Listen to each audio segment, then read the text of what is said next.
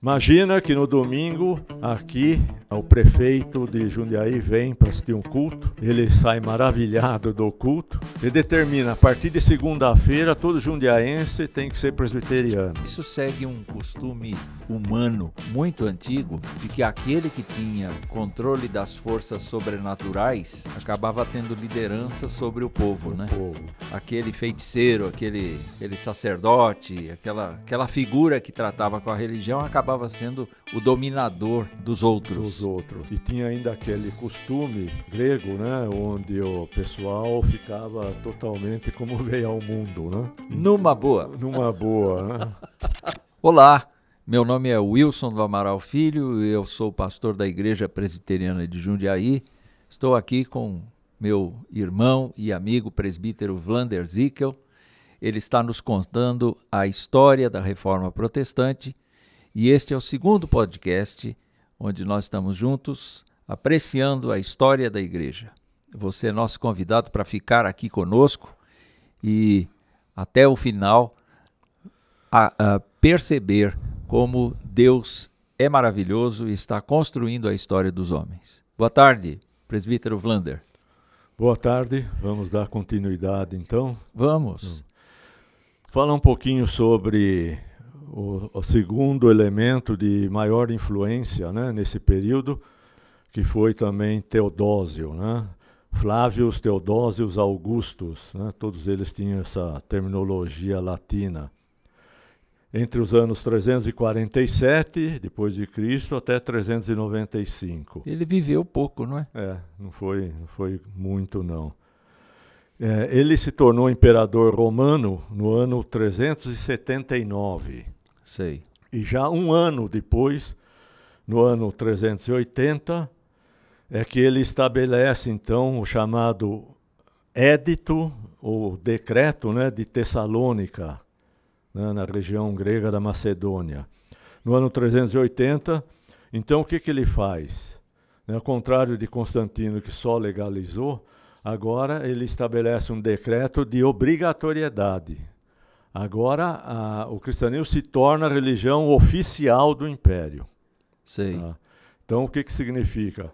Que todo súdito romano deveria aceitar a fé cristã como sendo a sua, vamos dizer, regra de fé e prática. Como é que ficou o culto do imperador?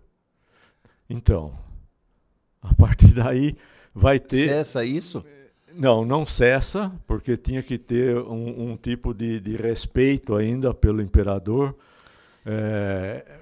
Como é que eu vou dizer? Tinha também, a partir do instante que ele decretou isso, é como, acho que o senhor mesmo comentou aqui, que aí começa a ter a purificação, ver quem realmente está de um lado, quem está do outro. Tá?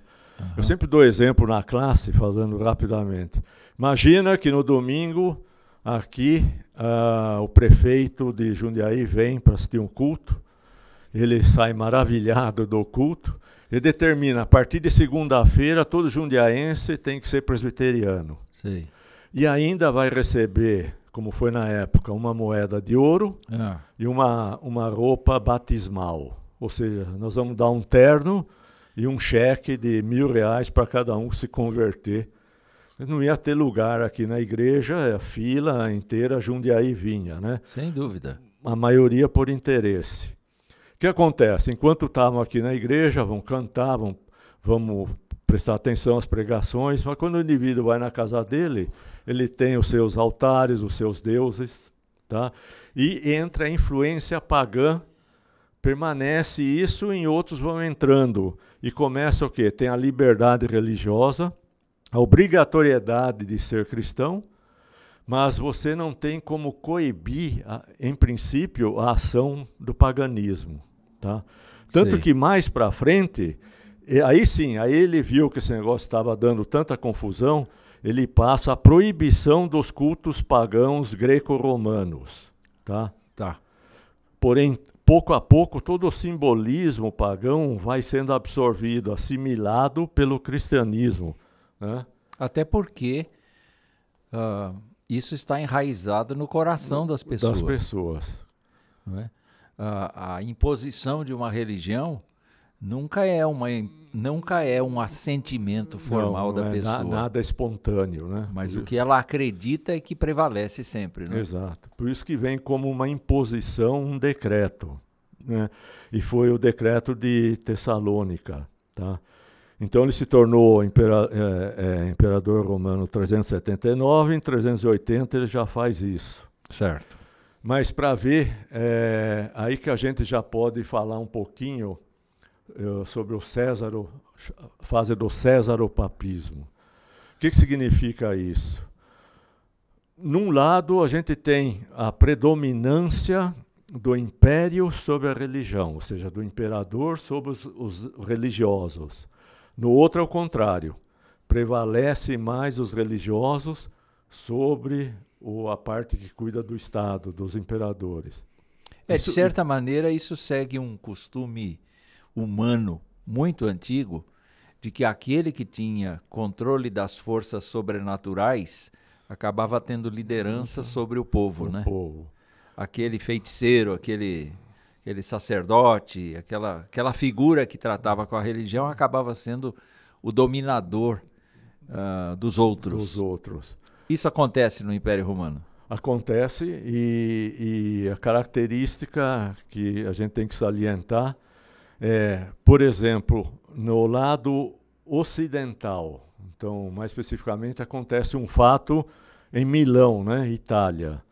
Né? Isso daqui acontece no ano 388, então já 8 anos depois que foi dado o decreto, né, de obrigatoriedade.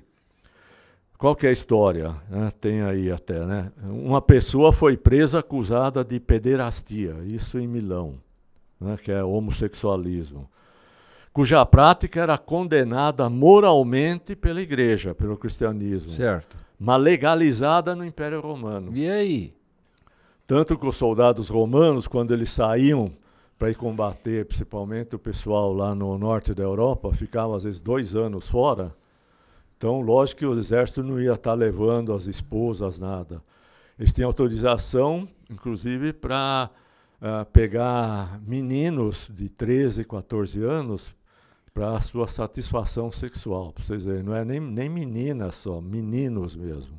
Então, a prática do homossexualismo, principalmente por causa do exército romano, ela era legalizada, mesmo com a religião já em andamento, né?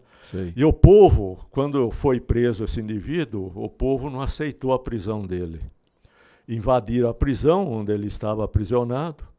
O comandante da prisão tentou opor resistência, mataram ele, mataram o responsável lá e soltaram o indivíduo. E diz também a história que Teodósio ficou tão irado que juntou o pessoal numa praça de esporte, onde eles iam lá para combates, essas coisas, tipo circo mesmo, né? Sim. Estava todo mundo lá, foi disfarçado como se era realmente só uma festividade. Aí ele mandou o exército ir lá e massacrar o povo. Tá? Entendo. Aí ele aparece na igreja, lá em Milão. E tem o bispo que está realizando, o bispo Ambrósio. Sim. Ele proíbe o imperador de permanecer dentro da igreja. Você vê a força, então, que tinha os bispos, né? Falou, passou a ter, né? Você está excluído, você não participa da comunhão. Por causa do massacre. Do massacre. Só quando você se arrepender e demonstrar o seu arrependimento, você volta aqui e a gente vai estudar o que faz. Então diz que passa mais ou menos uns 6 meses, o próprio imperador vai, desprovido da sua roupa de gala, vamos dizer assim, ele vai com aquela roupa mais de penitência, de saco, né? Mesmo, de penitência, demonstrando arrependimento. A partir daí, então, é concedido o perdão para ele, ele pode voltar a participar da comunhão, participar da igreja. Esse fato mostra o quê? A preponderância, então, da ordem eclesiástica sobre a ordem do imperador. Quer dizer, houve uma guinada. Uma guinada. De repente. Só aí no Ocidente. Agora, se você vai para... No Oriente, não. Não, no Oriente é o contrário. No Oriente o que prevalece, né, é justamente o imperador sobre a igreja. Certo. É isso que mostra por que tem, então, uma maior resistência dentro da igreja, no futuro a Igreja Católica do Oriente, porque ela é mais tradicional ainda, porque ela tinha mais restrições em seu próprio comportamento. Certo. Tá? E essa é a fase que eles chamam, então, de césaropapismo, que é um querendo assumir o poder do outro. E nós sabemos o que isso acontece. Né? Só vê o regime teocrático no Irã, por exemplo, com os ayatollahs, que eles querem mandar em tudo, influencia até o comportamento e temos as coisas absurdas que a gente acaba vendo. Pelo andar da carruagem, o que a gente assiste na história é uma coisa muito interessante. O cristianismo era perseguido e, de repente, é dominante. Não do ponto de vista da fé propriamente dita, mas por decreto. Por questão de decisão de Constantino. Imposição. Isso. E depois de Teodósio. E o que agora se configura é que o poder religioso, muito mais místico, muito mais voltado assim com o poder de ameaçar as pessoas por conta da ligação que essas autoridades eclesiásticas dizem que tem com Deus, não é? De repente o processo se inverte e a igreja vai passar então a ser dominante em relação aos próprios reis do Ocidente. E isso se nota em toda a Europa, não é? Acho que todo mundo já viu filmes, né? Filmes de 40, 50 anos, onde quando aparecem os reis, os imperadores, sempre tem uma figura de vermelho, né? São os cardeais ou os bispos, né? Influenciando na corte.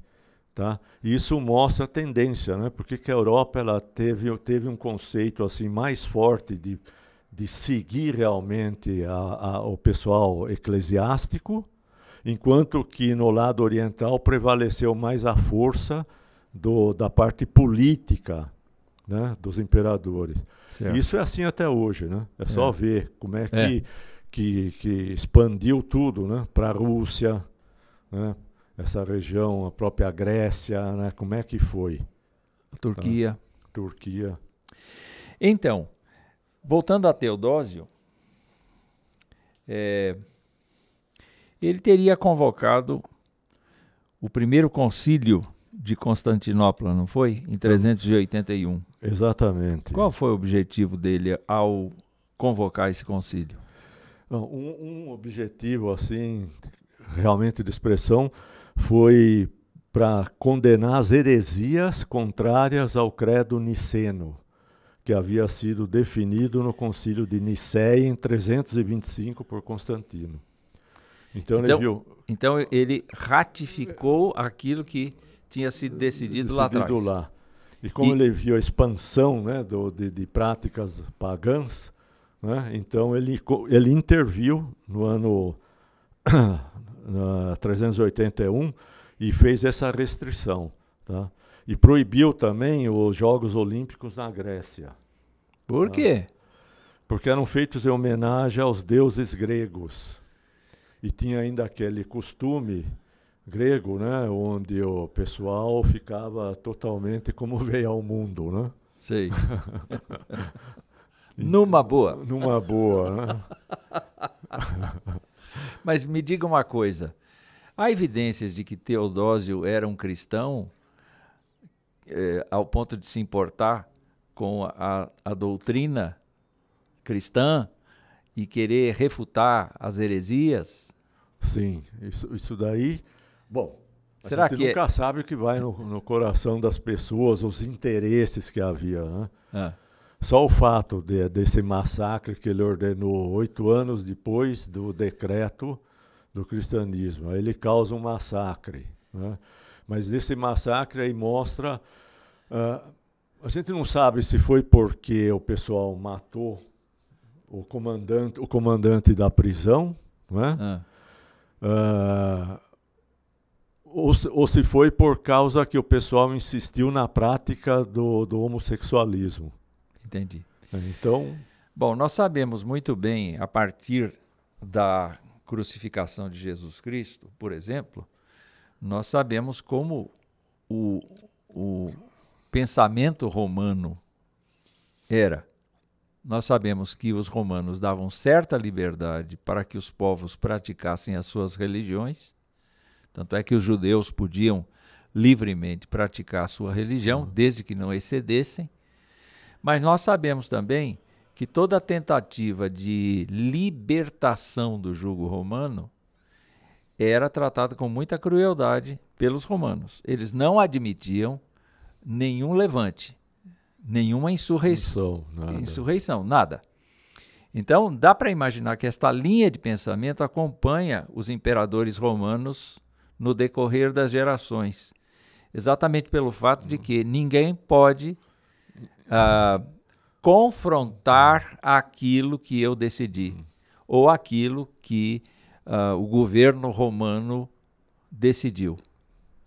Então eu tenho a impressão, quando pensamos nessas coisas, eu tenho a impressão de que efetivamente o mesmo sentimento, desde o tempo de Jesus e até antes na história de Israel, a gente verifica que Roma ficava muito nervosa, irritada com qualquer coisa que... movimento estranho ali. Isso, que confrontasse as determinações reais ou do imperador. Então eu posso partir para esse lado também, examinar Teodósio desse ponto de vista.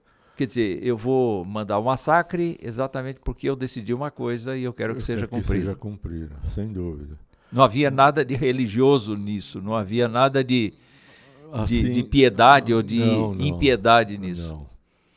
Agora, se admite que ele também foi convertido, porque, na verdade, ele estimulou depois, né, mais para frente também, outros encontros para ir como que, não é purificando, mas ir permeando, né, aquilo que deveria ir prevalecendo, permanecendo. E outro agravante é que daí, depois dele também, já mais para frente, começa a ter a deterioração do Império Romano. Sim. Né, que os povos começam a descer, né, os povos germânicos, chamado como germânicos, tinha povos também do que depois viria a ser a França, pessoal lá da Suécia, praticamente dos godos, visigodos, eles começam a pressionar e o romano não aguenta, porque é muita frente de combate, muita selvageria, os caras não se entregavam, os negros, e no fim vai ruir todo o Império Romano.